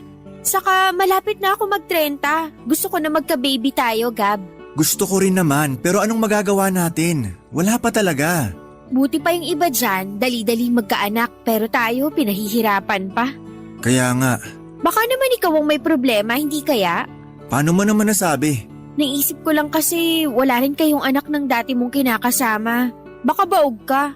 Hindi naman siguro. Hindi natin malalaman kung hindi ka magpapatingin. Wala naman sa lahi namin yun eh. Tsaka gastos lang yan. Ang akin lang naman, gusto kong malaman kung mabibigyan mo ba ako ng anak. Kaya nga subukan lang natin ang subukan. Malay mo, isa sa mga araw na to makatsamba tayo. Ewan ko, pero napapagod na ako. Anong napapagod? Saan ka napapagod? Sa pag-asa na mabubuntis pa ako. Hindi lang naman ikaw ang gusto magka-baby dito. Ako rin naman. Matagal ko ng pangarap yun, di ba? Sa katunayan, inggit na rin ako sa mga kasamahan ko sa Toda na may mga anak. Paulit-ulit kong sinasabi na gusto ko na rin maging tatay. Kaya sana wag ka naman sumuko. Subukan pa natin. Pangako, mas gagalingan ko pa yung ano. Yung ano? Yung pangroromansa sa'yo para makabuo na tayo. Sira ka talaga. Baka kasi kailangan ko lang maging mas mainit sa'yo para sure ball na. Anong sure ball? Sigurado na. Saan mo ba napulot yung salitang yan? Doon lang sa mga estudyante na hinahatid ko sa eskwelahan. Naririnig ko yung mga pinag-uusapan tapos ulit-ulit nilang sinasabi yan. At ginaya mo naman. Ikaw talaga. Pinagagaan ko lang yung usapan. Hindi naman mabigat yung usapan natin. Ako lang yung nagpabigat kasi masyado akong naging emosyonal. Ganun siguro talaga pag umasa ka ng husto. Kasalanan to ng menstruation ko. Bakit kasi delay tapos nang bibigla? Pero na-realize ko na tama ka rin naman. Pareho lang tayo na gustong magka-baby. Sinusubukan naman natin eh. Huwag na lang nating sukuan. Sorry kanina, bebe ko. Wala yun. Naiintindihan naman kita kung gustong gusto man na magka-baby tayo. Oo, at alam ko sa sarili ko na ikaw ang gusto kong maging tatay ng magiging anak natin. Kaya nga gagawin natin ang lahat para magka-baby. Huwag tayo sumuko agad. Sabi nga sa kasabihan, pag may tiyaga, may baby. Pinagsasasabi mo, nilaga kaya yun. Ay, nilaga pala. Ewan ko sa'yo, nawala na yung inis at lungkot ko, napalitan na ng tawa. Ayaw mo nun? Dapat masaya lang tayo kahit pangit nangyayari para di tayo masyadong maapektuhan. Kahit kailan, napaka-positibo mo talaga mag-isip. Oo naman. Kaya dapat ganun ka rin. Huwag ka masyadong magpaka-stress. Tama rin naman. Baka dahil sa stress lalo kong mahirapan magbuntis. Ayoko namang mangyari yun. Hindi mangyayari yon kasi nandito ako para maging payaso mo. Patatawanin kita pag malungkot ka. Pangako yan. Papadudot tubong Karkar City sa Cebu si Regine. Pero noong 2015 ay lumuwas siya ng Maynila para makipagsapalaran. Pinapunta raw siya rito ng tiyahin niya para mga tulong kaya lang nag-migrate na sa abroad ang mga amo nila noong 2021. Bale umuwi na raw sa Cebu City Ang tiya niya samantalang nagpaiwan naman siya rito sa Maynila para mamasukan ng iba't ibang trabaho. Isa na nga doon yung laundry shop na dati niyang pinapasukan. Kinatagalan ay na-assign siya sa branch na nasa barangay namin na lagi kong nadaraanan kapag namamasada ako. Kahit may tubig at sabong panlaban naman sa inuupahan ko, ay mas pinili ko pa rin magpalaba sa laundry shop na pinagtatrabahuhan ni Regine para pormahan siya. Sakto, pareho kami noong single at naghahanap ng love life. Matagal na rin daw kasi noong huling nagka-boyfriend siya. Noong nagsama na kami sa isang bubong, ay naging sobrang mainit kami sa kama. Gusto na kasi naming magka-baby kaya lang ay parang inaalat naman kami. Lahat yata ng posisyon na nirekomenda ng mga katoda ko para makabuo ay ginawa na namin ni Regine pero bokya. Wala pa rin. Malapit na akong mabaliw noon sa kakaisip na baka ako nga ang may problema. Pero noong December ng parehong taon ay may maagang pamasko sa akin ang kinakasama ko.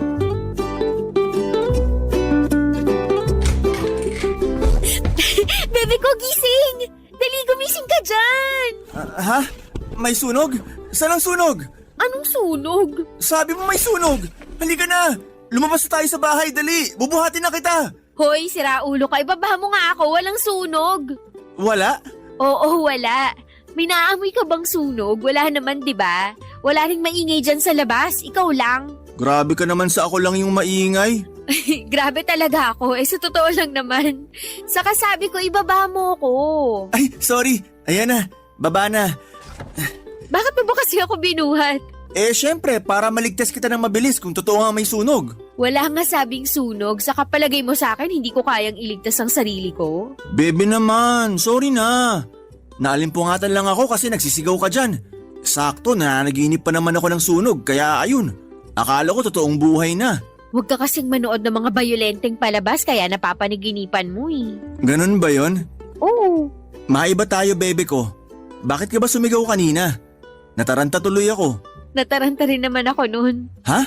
Bakit? Kasi may nangyari. Ano? Kinakabahan naman ako sa'yo. Sira, bakit ka kinakabahan? Siyempre. Di ko alam kung mabuti o masama ba yung nangyari para magsisigaw ka dyan. Masama lang ba ang pwedeng mangyari? Siyempre mabuti to. Good news to, baby! Talaga? Ano yun? Sabihin mo sa akin. Teka lang. Kunin ko na lang sa bulsa ko yung... Ayan. Anong gagawin ko dyan sa pregnancy test? Kainin mo. Char, malamang titingnan mo. Dali. Tingin nga. Hala, 2 guhit! Oo. Ibig sabihin buntis ka! Ganun na nga. Salamat sa Diyos! Salamat talaga! Uy, bakit ka umiiyak? Siyempre, masaya lang ako. May masaya bang umiiyak? Meron, ako. Hindi ko lang maitawa yung saya ko kaya iniyak ko na lang. Huwag ka nang umiyak. Pati ako naiiyak eh. Masayang masaya lang ako kasi sa wakas natupad na yung matagal nating pangarap na magkaanak. Alam ko naman na kumpleto ng pamilya natin at tayo lang ang magkasama pero iba pa rin kapag may baby na tayo. Yun nga eh. Paulit-ulit ko rin pinapaalala sa sarili ko na kumpleto na tayo. Nabuo na tayo. Magkaroon man tayo ng baby o hindi. Pero, syempre, palagi ko pa rin dinarasal na sana bigyan tayo ng Diyos ng anak. Kahit 2 lang o 1. Sa hirap ba naman ng buhay ngayon? Ang mahalaga, meron tayong anak na masasabi nating nanggaling sa atin. Hindi na ako maiinggit sa mga kasamahan kong may anak dahil magiging tatay na rin ako. Magiging tatay na rin ako! Hoy, ang hyper mo. Mamaya magtaka mga kapitbahay kung bakit ka sumisigaw dyan. Wala akong pakialam. Gusto ko nga na malaman nila na masaya ako dahil magiging tatay na ako. Grabe, parang gusto kong manlibre ng sakay ngayong araw ah. Ha? Anong manlibre? Aba, yan naman ang wag na wag mong gagawin dahil malulugi ka. Saka baka wala tayong panggastos mamaya. Tandaan mo, sa susunod na linggo pa ang sweldo ko. Naku, malilintikan ka talaga sa akin, Gab. Joke lang naman. To talagang bebe ko, nagalit na dyan. Ikaw kasi. Joke nga lang. Siyempre magsisipag ako sa pamamasada ngayong araw para masarap ulam natin mamaya. Anong gusto mong ulam natin mamaya? Parang gusto ni baby ng lechon pork belly. O sige, bibili ako niyan para sa dalawang baby ko.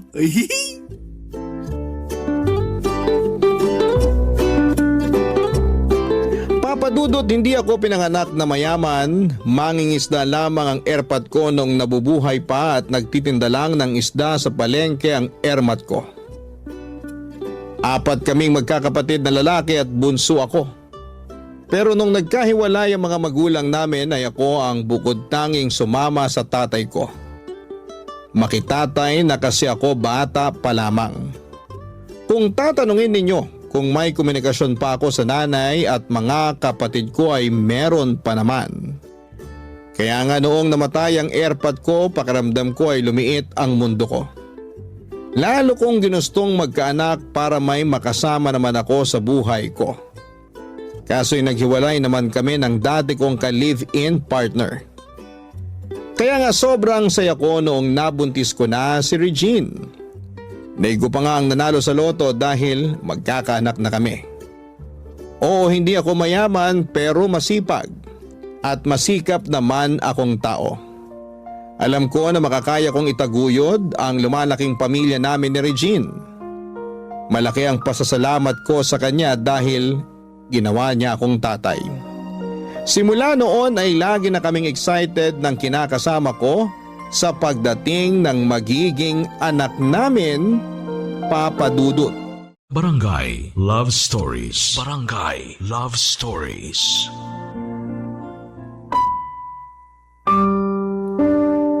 Papa Dudut, tulad ng sinabi ko ay naging masipag at masikap ako sa pagtatrabaho. Ang dating 10 oras ng pamamasada ko ng tricycle ay nadagdagan pa ng ilang oras. Kaya naman malimit namin yung pagtalunan ng kinakasama ko. Noong nasa 2 buwan na kasi ang tiyan niya, ay pinatigil ko na siya sa pagtatrabaho dahil dinugo siya noon at kapwa kami natakot para sa magiging anak namin.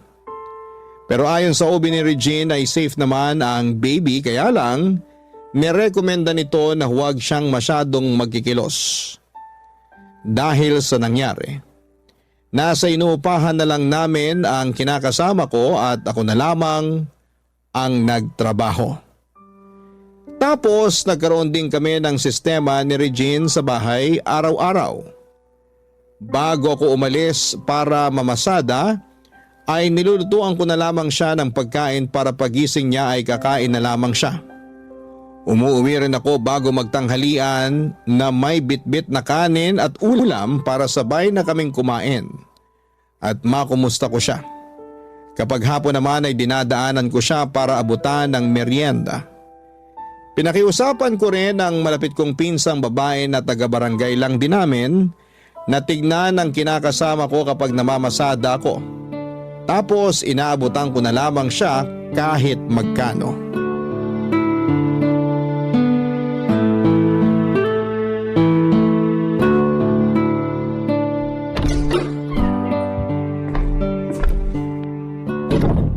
Andito na ako! Pakis nga sa magandang bebe ko. Ew, lumayo ka nga sa akin. Bakit mo naman nilamukos nguso ko? Hindi ba halata? Ayoko magpakis. Bantot-bantot mo. Malamang, galing ako sa labas. Nausukan dahil namasada ako pero di naman ako ganun kabantot ah. Sus, hindi raw. Siyempre ilong mo yan, pero mas naniniwala ako sa ilong ko. Bakit ba parang bad mood ang bebe ko? Bad mood talaga ako kasi ang tagal mo na namang umuwi. 9:00 na kaya ng gabi. Ay, sorry naman. Sinipag kasi ako ngayong mamasada. Sinamantala ko na rin gawa ng maraming pasahero. Tsaka konti lang kami ng mga kasamahan ko kasi yung iba may mga trangkaso. Buti na rin yun di sila pumasada para makapagpahinga at gumaling. Pwede bang aga-agahan mo naman ang uwi mo sa susunod? Bakit? Namimiss mo na ako no? Hindi ah. Sus, kunwari ka pa eh. Aminin mo na. Namimiss mo na ang bebe mo. Sige nga, kiss mo ko. Huwag mo ilapit yung mukha mo, susungal-galin kita. Grabe naman ang bayolente. Teka, binigyan ka ba ng ulam ng pinsan ko? Nagabot ako sa kanya ng pera pandagdag sa lulutuin niyang kare-kare kanina. Sabi ko paborito mo yon tapos bigyan na lang tayo. Ay oo, binigyan niya ako kaso naubos ko na. Hindi na kita natirahan, bebe ko. Okay lang yon. Busog na rin naman ako kasi kumain na ako kanina. Talaga? Anong kinain mo at saan ka kumain? Sa palengke. Dumaan ako doon para bumili ng matagal mo ng request na pagkain. Kumain na rin ako doon ng lomi. Na-miss ko eh. Kunin ko lang yung pasulubong ko sa... Ay nako, naiwan ko pala sa tricycle. Teka, labasin ko lang bago pa kainin ng aso. Sige, sige. Tagal pa ba? Teka lang, andito na. Charan! Pasalubong ko sa'yo, bebe ko. Hala, empanada! Oo, di ba ulit-ulit mo sinabi na gusto mo niyan? Kaso walang nagtitinda niyan sa barangay natin, kaya dumayo pa ako sa may palengke. Buti na lang, meron nagtitinda doon malapit sa lumihan na madalas namin kinakainan ni tatay nung nabubuhay pa siya. Ganun ba? Buti nakahanap ka. Excited na akong kainin to. Teka, ayoko na pala kumain nito. Ha? Bakit naman? Hindi na sariwa eh, baho rin. Paanong di na sariwa kaluluto lang yan? Tsaka di yan mabaho ha? Basta, tingin ko dyan, di na sariwa kaya hindi na yan masarap. Ayoko na yan. Baby naman, akala ko gusto mo niyan. Gusto ko nga, pero nagbago ng isip ko. Nasusuka na ako, makita pa lang yan. Kaya pwede ba, ilayo mo na sa akin yan?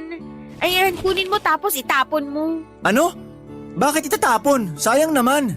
Ayoko na nga kasi yan. Kakainin ko na lang. Huwag mong kainin, itapon mo sabi.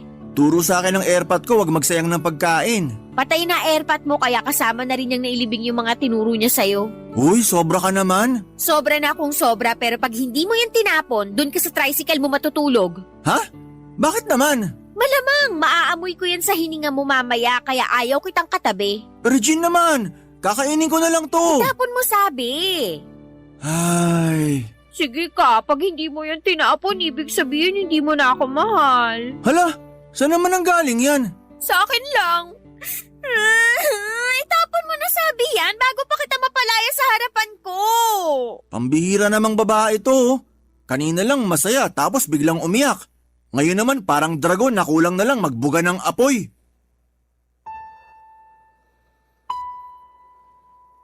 Papadudot, pagod na pagod ako noon sa pamamasada nang makatanggap ako ng text message mula kay Regine. Napasalubungan ko raw siya ng empanada. Nung nakaraang araw pa niya kasi gustong kumain noon. Pinaglilihian daw niya. Pero laking dismay ako nang hindi niya nagustuhan ang bitbit ko. Nang hinayang lamang ako dahil pagkain yon. At hinanap ko pa talaga yung kaisa-isang alam ko na nagtitinda noon sa palengke.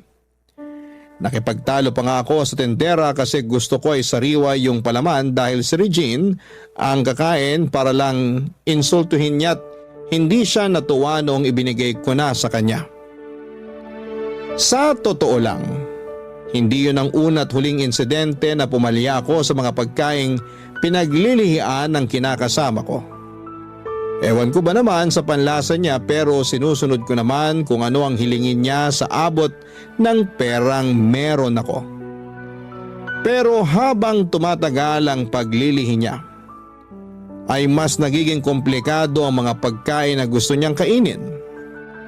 Aminado akong naaburido na ako kay Regine pero pinipigilan ko lang ang sarili ko na mapikon dahil grabing magtampo ang buntis. Buti na lamang to the rescue ang katoda at kumpare kong si Ben para payuhan ako.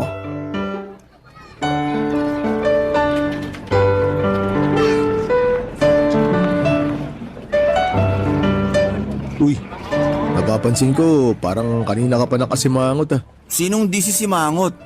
Bago ko umalis ng bahay, nag-away pa kami ni Regine. Tungkol saan naman? Sa ulam na niluto ko. Bale, naggata kasi ako ng isdang tambakol. Kaso nung nakita niya, ayaw daw niya yon kasi pangit daw itsura. Tapos nasusuka raw siya sa gata. Kagabi panay lambing sa akin na magginata ang isda ko ngayong araw. Ayun, aga ko dun sa palengke para bumili ng bagong piga na gata para sariwa. Tapos sasabihin niya ayaw niya, ganito, ganyan. Masarap naman yung luto ko. Nakakapikon na. Oh, easy. Kalma ka lang muna. High blood ka na eh. Sinong di ma-high blood? Sige nga. Dati naman kumakain siya kahit na anong lutuin ko. Pero ngayon parang palala ng palala yung paglilihi niya. Sumesela na siya sa pagkain.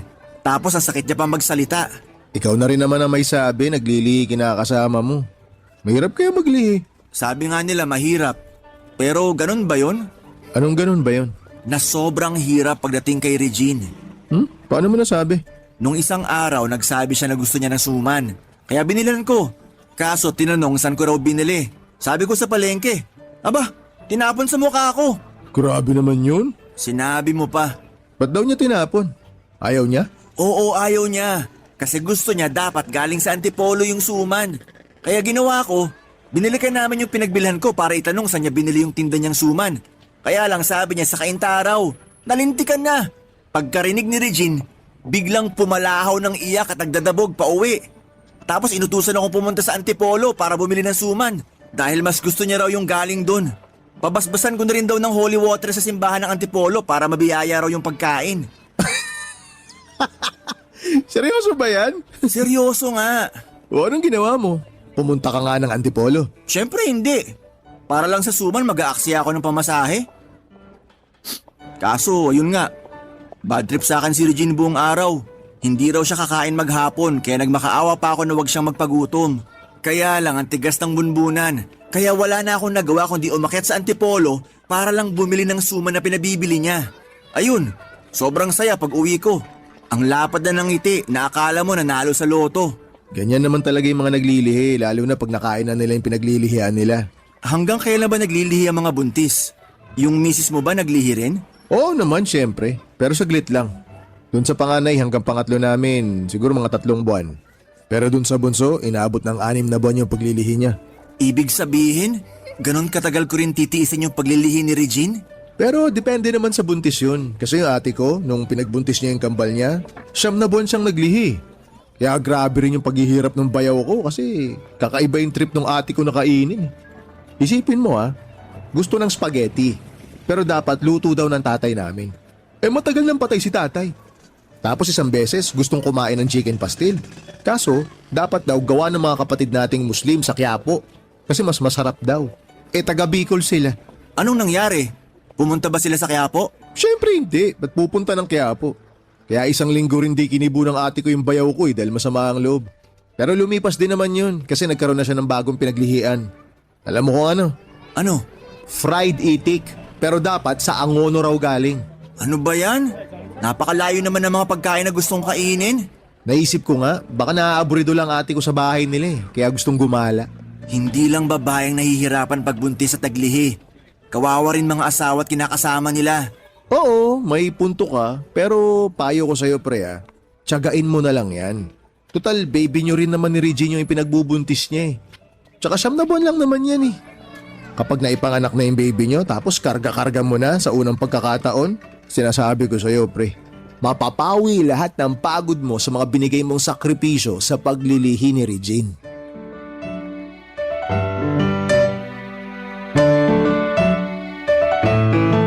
Papadudot matalik na kaibigan at parang kapatid na ang turing ko kay Ven. Kilala rin siya ni tatay at siya ang katukatulong ko nung burol at libing ng airpat ko. Karamay ko rin si Ven noong hiniwalayan ako ng una kong kinakasama, taga-Sulsul, at suporta noong umamin akong gusto kong ligawan si Regine. Bukod doon ay inaanak ko ang panganay niya kaya magkumpare rin kami. Idol ko talaga si Ven. Noong hindi pa ako nagkakaanak dahil mabilis niyang nabubuntis ang misis niya. Sa katunayan, naka-4 na siyang anak pero dahil sa hirap ng buhay ay natuto na silang mag-asawa na mag-family planning. Katulad ko ay kayod kalabaw din si Ven para matustusan ang pangangailangan ng kanyang pamilya. Kahit na mapagbiro at pilyo ang kumpare kong yon, ay alam kong loyal siya sa kanyang asawa.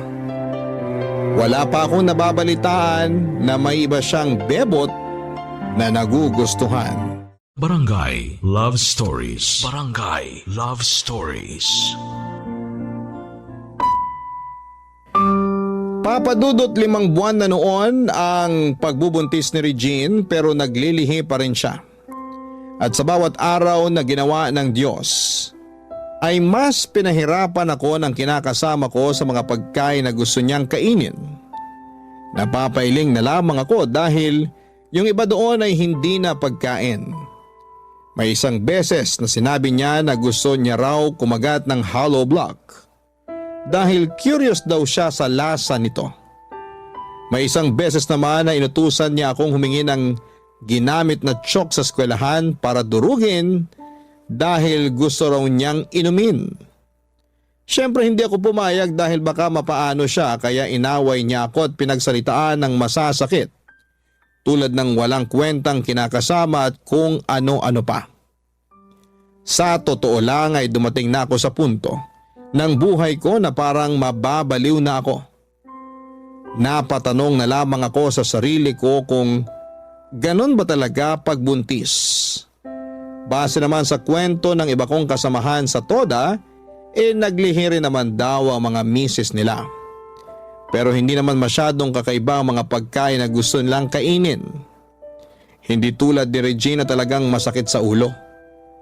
Umabot pa nga sa punto na ayaw na niyang kumain dahil sa tampon niya sa akin, na hindi ko na raw maibigay ang pinaglilihian niya.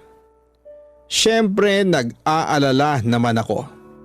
Dahil baka mapano siya at ang baby namin na nasa sinapupunan niya.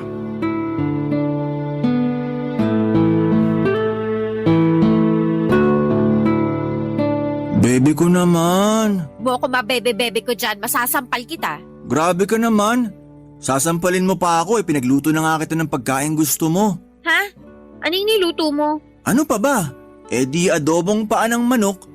Pinalambot ko pa yung mga paa ng husto para hindi ka na mahirapan ngumuya. Ayoko niyan. Regine naman. Hindi na nga ako namasada ngayong umaga para lang magluto niyan tapos sasabihin mo ayaw mo? Uy, bakit parang kasalanan ko pa? Sana namasada ka na lang kaysa sumbatan mo ko ng ganyan. Hindi naman kita sinusumbatan. Ang akin lang pinaghirapan kong lutuin yung ulam natin. Tsaka ilang araw ka rin nagsasabi sa akin na mag-adobo ka ng paa ng manok. Tapos ngayon na nandyan na ayaw mo naman bigla kainin? Hirap kasi sa'yo, pinalilipas mo pa ng ilang araw bago mo gawin. Dapat kung kailan ko sabihin, dun mo na agad lutuin. Pwede ba yun? Kung magsabi ka patulog na tayo kaya matik kinabukasan na yun. Basta, ayoko nang niluto mo. May iba na akong gustong kainin. Ano na naman yan? Teka lang, iniisip ko Gab? pa. Masyado ka namang atat. Knock. Oh, Ven, napadalaw ka. Birthday kasi ng pangalawa ko, tapos ako ay nataasan ni Commander na magluto. Naisip ko na dalaan kayo ng mga ulam na niluto ko bago pa maubos. Kaso wala ka naman kanina sa terminal natin. Sabi ng mga kasama natin dun, di ka raw pumasada. Ganun na nga. Pero plano ko sana mamasada na lang mamayang hapon. Buti pala naisipan kong pumunta rito sa bahay nyo. Pasensya ka na ha. Di ko na kayo naimbitahan sa birthday ng anak ko. Di naman din kasi karamihan yung handa namin. Tamang luto lang para sa pamilya. Oh, ito pare. Kunin mo na. Ay, naku, salamat. Ayos lang naman yun. Nag-abala ka pa. Ikaw pa ba? Tsaka baka sakaling magustuhan ni Regine yung mga niluto ko. Balilit yung paksiw yan, meron ding menudo na walang atay ng baboy. Sabi na kahit hindi mo pa sinasabi kung ano yung niluto mo, amoy na amoy ko na.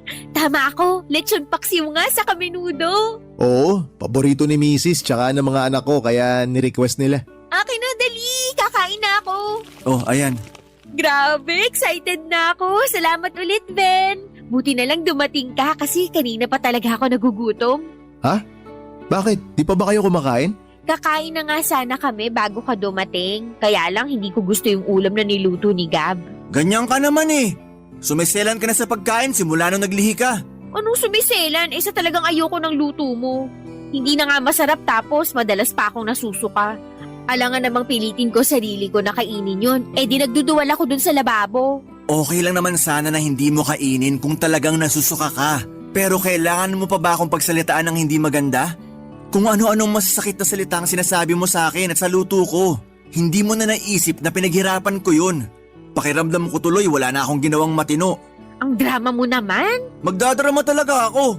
Kasi nakakasama ka na ng loob. Gab, uy, teka. Kumalma ka muna. Hirap kumalma eh. Nakakatampo. Buntis si Regine, pre. Naglilihi siya. Tsaka kung may pagpipilian naman siya, malamang di ka naman niya pahihirapan sa mga pinaglilihian niya. Buti pa si Ven naiintindihan ang hirap naming mga buntis sa paglilihi. Naiintindihan ko rin naman ah. Naiintindihan daw pero kasasabi mo lang na nagtatampo ka.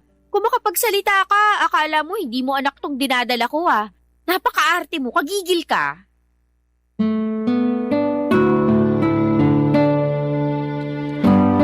Papadudot, hindi ko alam kung nakita ng Diyos ang pagmamakaawa ko kay Regine na kumain ng araw na yon. Kaya pinadala niya si Ven sa bahay namin. Sakto na may bitbit itong mga ulam na himalang nagustuhan ng kinakasama ko. Sa katunayan, nilantakan niya ng nilantakan ang mga ulam na dala ng kumpare ko hanggang maubos ito. Kahit na matapos naming magkasagutan ay masaya pa rin ako dahil kumain siya. Simula noon ay lagi nang nagdadala ng ulam sa bahay namin si Ven. Pero kapag hindi ang kumpare ko ang nagluluto ay nalalasahan yon ni Regine. Kaya ang ending ay hindi na niya kinakain ng ulam na ibinibigay sa amin. Hiyang-hiya ko kay Ven pero sabi niya wala naman daw kaso yon. Masaya siya na nakakatulong na matugunan ang paglilihi ni Regine. Kaso napansin ko na inaraw-araw na niya ang pagdadala ng lutong ulam sa bahay namin. Anytime siya ako magdala. Minsan inaabot niya yon sa akin pag nagkikita kami sa terminal pero madalas ay idinaraan niya sa inuupahan namin ni Regine ang mga ulam para personal na iabot sa kinakasama ko. Isang gabi nagsabi sa akin si Regine na gusto niyang magluto ng espesyal at masarap tapos ay imbitahan ko raw si Ven sa bahay namin para kumain. Pasasalamat daw niya yon sa lahat ng mga lutong ulam na binibigay nito sa kanya. Naisip ko na wala namang masama doon kaya inimbitahan ko si Ven sa bahay namin para magtanghalian. Habang kumakain kami ay napansin ko na sarap ang kumpare ko sa lutong sinigang sa miso ni Regine. Tapos ay nakatitig lamang sa kanyang kinakasama ko na para bang unti-unting naguhugis puso ang mga mata niya. Doon ako biglang nakaramdam ng selos dahil feeling ko ay may sarili silang mundo at hindi ako doon kasama Papa Dudut.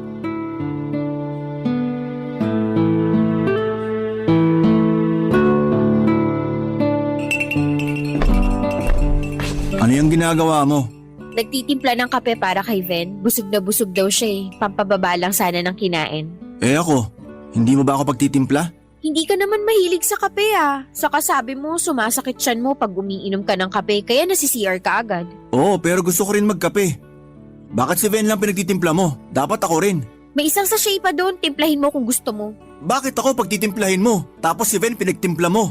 Parang di naman yata patas yun. Paano hindi naging patas yun? Eh may kamay ka naman. Gamitin mo para magtimpla ng kape mo. Tutal, sabi mo gusto mong uminom. Ayoko magtimpla. Gusto ko pagtimpla mo ako kagaya nung kay Ven. At bakit mo gagawin yun? Ano ako, katulong mo? O ayos lang ba kayong dalawa? Lumapit na ako kasi parang kanina ko pa naririnig pangalan ko eh. May problema ba? Wala yun. Anong wala? Meron! Sinabi ngang wala. Saka mahiya ka nga sa kumpare mo, para kang siraulo. Bakit ako mahihiya sa kumpare ko? Eh siya nga dapat ang mahiya kasi mukhang asikasong-asikaso mo siya. Tapos ako etsipwera. Teka, sandali pare. Ano sinasabi mong itsapwera ka? Kunwari ka pandamukol ka. Pero kitang-kita ko na tuwang-tuwa ka habang pinagsisilbihan ka ni Regine kanina. Kung todo puri ka pa sa luto niya na kesyo masarap, ganito, ganyan. Bakit? Noon ka lang ba nakakain ng sinigang sa miso? Akala mo kung sinong kritiko. Di ka nalang ngumuya at lumunok ng tahimik. Ang labo naman nun, Gab. Sobra naman ata yung mga pinagsasabi mo. Ikaw ang sumusobra. Gab, ano ba? Tumigil ka na nga dyan, para ka namang bata eh. Ako pa ngayon ang parang bata. Eh ako kaya kinakasama mo rito. Saglit hindi ko na nasusundan. Ano ba pinupunto mo? Na gusto kong agawin si Regine sa'yo? Oo! Eh tama naman pala tong si Regine eh. Para kang bata akong mag-isip. Suntukan na lang kaya. Tara! Halika! Doon tayo sa labas ng bahay nyo. Babaragin ko yung mukha mo para magtanda ka. Baka ang uso mo paduguin ko. Pwede ba? Tumigil na nga kayong dalawa. Itong si Gab ang patigilin mo. Wag ako. Nababaliw na ata atong mokong na to eh. Ako pa talaga ang baliw? Eh ikaw nga sip-sip eh. Papasipsip ko sa yung dugo mo pag pinaputok ko yung uso mo. Gawin mo na yung gagawin mo, dahil pa sinasabi. Ano? Akala ko ba papuputokin mo ang uso ko? O asa na? Simulan mo na. Wala ka pala eh. Pag hindi pa kayo tumigil, magtatawag na ako ng barangay tanod. Sige, gawin mo! Para pag-usapan tayo ng mga tao dyan sa labas. Gagawin ko talaga kasi nakakabwisit ka na. Bakit ba sa akin ka buwisit na buwisit? Ano bang ginawa ko? Nagtanong ka pa talaga, ikaw kaya pasimuno ng kaguluhang to. Wala akong ginagawang masama. Anong wala? Dinamay mo ako sa selos mo tapos sasabihin mo na wala kang ginagawang masama? Bobo ka ba? Sinong di magsiselos? Kung todo asikaso sa yung kinakasama ko. Tapos ikaw naman, hinahayaan mo lang. Grabe. Hindi ganyan pagkakakilala ko sa'yo, Ven. Hoy, para sabihin ko sa'yo, pamilyado na akong tao. Loyal ako sa misis ko. Isa pa, di ko naman type tong si Regine eh. Hindi rin naman kita type, no? Mabuti na yung ganon, nagkakaintindihan tayo. Itong si Gab kasi parang tanga, masyadong malisyoso. Makaalis na nga. Nasira na ang araw ko dahil sa inyong dalawa. Inimbitahan niyo ako rito tapos nadamay niyo ako sa mga kabalbalan niyo. Araw mo pa nasira, nakikain ka na nga. Manahimik ka na sabi, Gab! Alam mo, kasalanan mo to eh. Tama si Ven, masyado kang malisyoso. Wala naman kaming ginagawang masama pero kung ano-anong nasa isip mo, baka nakakalimutan mo. Kumpare mo yung taong yun. Kaibigan mo rin at para ng kapatid ang turing mo. Ikaw pa nga may sabi nun, di ba? Lagi mo pang binibida pero anong ginawa mo? Nang dahil sa selos mo na wala sa lugar, sinira mo na yung pagkakaibigan nyo. Nakakainis ka talaga?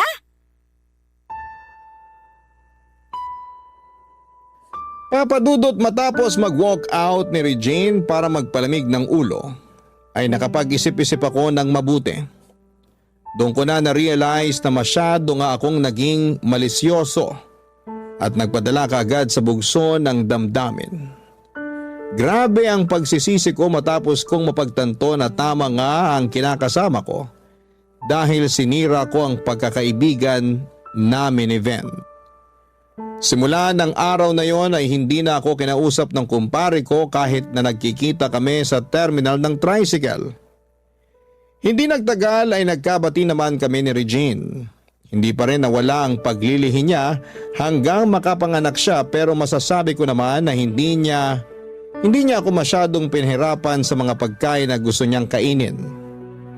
Nagkausap din kami ng masinsina na tumingi siya ng tawad sa akin dahil masyado niya akong napahirapan sa paglilihi niya. Hindi raw niya yon sinasadya. Nagsorry din ako sa kanya dahil sa pagdududa ko sa pagmamahal niya sa akin. Kaya nga bago may panganak ang baby namin, ay nagkapatawaran na kami. Kaya lang hanggang ngayon ay inuusig pa rin ako ng konsensya tungkol sa ginawa at mga sinabi ko kay Ven. Gusto kong mag-sorry sa kanya pero nahihiya ako. May pagka-ma-pride din kasi ako. Pero ayoko namang habang buhay na hindi maging maayos ang relasyon namin bilang magkumpare at magkaibigan. Kaya sana po ay mapayuhan ako ng mga kabarangay natin. Kakausapin ko na ba si Ven at magsusorry ako o hahayaan ko na lamang na lumipas ang mga nangyari?